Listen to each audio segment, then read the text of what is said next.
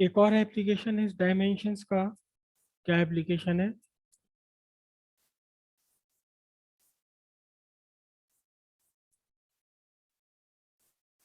Writing one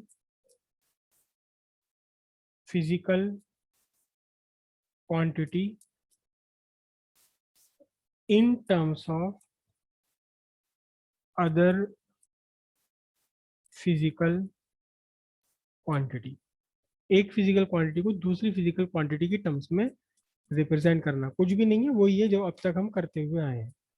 क्या? देखो question में लिख रहा हूं, इफ फोर्स एफ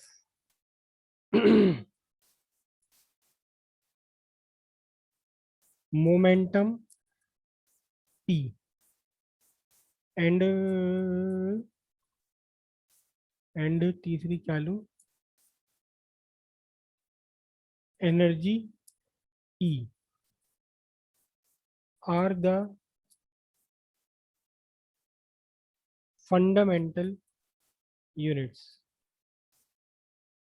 अगर फोर्स मोमेंटम और एनर्जी फंडामेंटल यूनिट हो तो find the dimensions of mass, length and time in terms of F, E and P। अगर फोर्स, मोमेंटम और एनर्जी ये फंडामेंटल यूनिट्स ले ली जाए तो मास की डायमेंशन क्या होगी इन terms of force, energy, momentum. Length की डायमेंशन क्या होगी इन terms of force, energy, momentum. और टाइम की डायमेंशन क्या होगी इन terms of force, energy and momentum. तो हमने हमने मास को रिप्रेजेंट करना है, मास को रिप्रेजेंट करना इन terms of force, energy and momentum. हमने लेंथ को रिप्रेजेंट करना इन terms of force, momentum and energy. अगर इनमें से कोई डिपेंडेंसी नहीं है तो अपने आप वो खत्म हो जाएगी। ठीक है, ये एक्चुअली तीन क्वेश्चन है, तीन क्वेश्चन है ये। एक में मास फाइंड करना है, एक में लेंथ फाइंड करना है और अगले क्वेश्चन में टाइम आपको फाइंड करना है। तो मैं आपको मास करके दिखा रहा हूँ, मास करके दिखा रहा हूँ, लेंथ और टाइम आप खुद करना। ठीक है, कर लेना ही ना और फिर मुझे व्हाट्सएप कर देना अपना। और जब आप व्हाट्सएप करो तो मेरे पास आपके नंबर ग्रुप में तो है, लेकिन वैसे नहीं है मेरे पास मार्क्स नंबर आपके इंडिविजुअली, इसलिए नाम जरूर लिखना अपना। हमें फाइंड करना है mass in terms of force, energy and time, force, energy and momentum.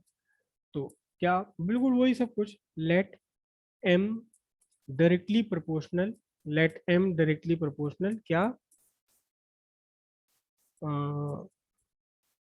Force to the power a, energy to the power b and momentum to the power c. वही सब कहा काम करना है जैसे अब तक पीछे किया था।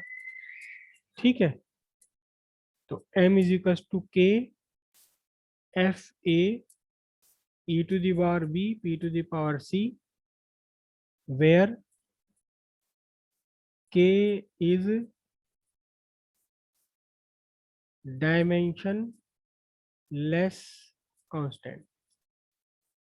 ठीक है, writing dimensions to both the sides. Mass की डायमेंशन तो सिर्फ मास होनी है, लेंथ इसमें नहीं है, टाइम इसमें नहीं है। के डायमेंशन लेस है, फोर्स है M L T minus two, force का dimension to the power a. Energy का dimension M L two T minus two to the power b. और momentum M L T minus one to the power C.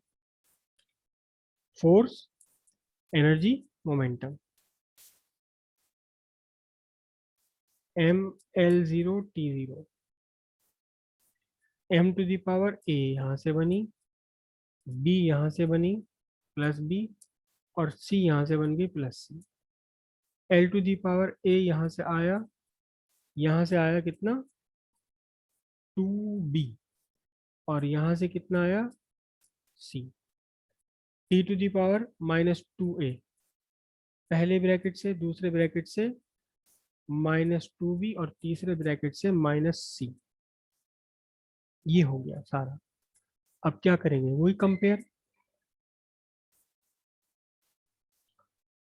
Comparing a plus b plus c is equals to 1, a plus b plus c equals 1, a plus 2b plus c, a plus 2b plus c is equals to कितना बनेगा, 0। और तीसरा वाला -2a -2b -c is equals to कितना, 0। तीन equations हो गई आपके पास, ये भी तीन इक्वेशन हो गई। और तीनों इक्वेशन में से तीन आपके पास अननोन है, तीन ही वेरिएबल है, और 3 वेरिएबल्स 3 इक्वेशन। तो तीनों को सॉल्व करके एबीसी की वैल्यू फाइंड कर लो। एबीसी की वैल्यू कैसे फाइंड करेंगे, कुछ कहीं से कुछ आइडिया लो। यस सर, निकल जाएगी। निकल जाएगी। Yes sir. अच्छा ठीक है, फटाफट फटाफट से टी एबीसी की तीनों वैल्यू अभी निकालो, फिर मैं डायरेक्ट यहाँ लिख दूंगा। निकालो आप, कितना आया अच्छी तरह से एक बार वेरीफाई कर लो। ए इक्वल्स सर वेरीफाई ए वेरीफाई इक्वल्स कर लें, चलो। -1, बी इक्वल्स -1 -1 और सी इक्वल्स 3 प्लस का 3। 3 वेरीफाई कर लो। ठीक है, किसी और को, एक को और निकालने दो। ठीक है जी, ए इक्वल्स -1, बी इक्वल्स -1 और सी इक्वल्स 3। और ये तीनों वैल्यूज जो हमें लेनी है, कहाँ सब्स्टिट्यूट करनी है, जहां हमने के लगाया था। तो m ये बना, m is equals to k F to the power ए कितना था, -1, E to the power B -1 और पी टू दी पावर 3। यहां आ गया ये। ठीक है, तो अब देखना थोड़ा सा डिफरेंस है, बस थोड़ा सा डिफरेंस है। क्या लिखेंगे, dimensions of mass in terms of F E and P. F E और पी की टर्म्स में डायमेंशंस कितनी निकल कर आई, सिंपल सी बात है, ये डायमेंशंस निकल कर आई F to the power -1, E to the power -1, C to the power 3। ये है मास की डायमेंशन है in terms of force, energy and momentum. Dimension of mass in terms of force, energy and momentum. बस इससे आगे हमें कुछ भी सॉल्व नहीं करना, डायमेंशन ऑफ मास निकल कर आ गई है। क्लियर है इतनी बात ये। अब अगली बार में आप क्या करोगे, देखो अगले क्वेश्चन है इसमें अभी हमने क्या रिप्रेजेंट करा, find the dimension of mass in terms of F E and P. अगली बार आपको क्या करना, लेंथ करना इन terms of force, energy and momentum. तो बस क्या करेंगे, सिंपल सी बात है, यहाँ थोड़ा सा चेंज आएगा, एम की जगह क्या रखेंगे आप, एल। ठीक है, ये एज इट इज यहाँ एल। और यहाँ जो अब आपका डायमेंशन बनेगा m to the power 0, l to the power 1 और t टू दी पावर 0, जब आप लेंथ फाइंड कर रहे हैं।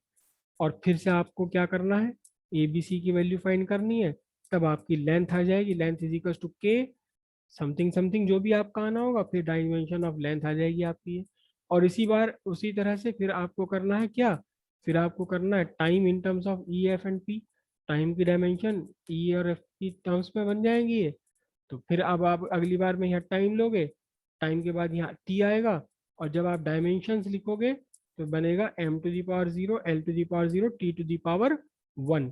और फिर से आप ABC फाइंड करेंगे, और तब आपकी डायमेंशन फाइंड होगी, टाइम की dimension in terms of force, energy and momentum. यहाँ भी मैंने मिस्टेक कर दी भाई, यहाँ मैंने मिस्टेक कर दी, एक्चुअली C की वैल्यू 3 है, ये C की वैल्यू 3 है, तो मुझे इसको लिखना P to the power 3, momentum in terms, momentum to the power 3। Actually तो हमें एफ ई और पी की टर्म्स में निकालना है ना, पी टू दी पावर सी आया था, तो मैंने सी टू दी पावर 3 लिख दिया, गलत लिख दिया था। ये है F to the power -1, E to the power -1, P to the power 3, dimension of mass in terms of force, energy and momentum. समझ आ गई बात, क्लियर हुआ सबको इतना।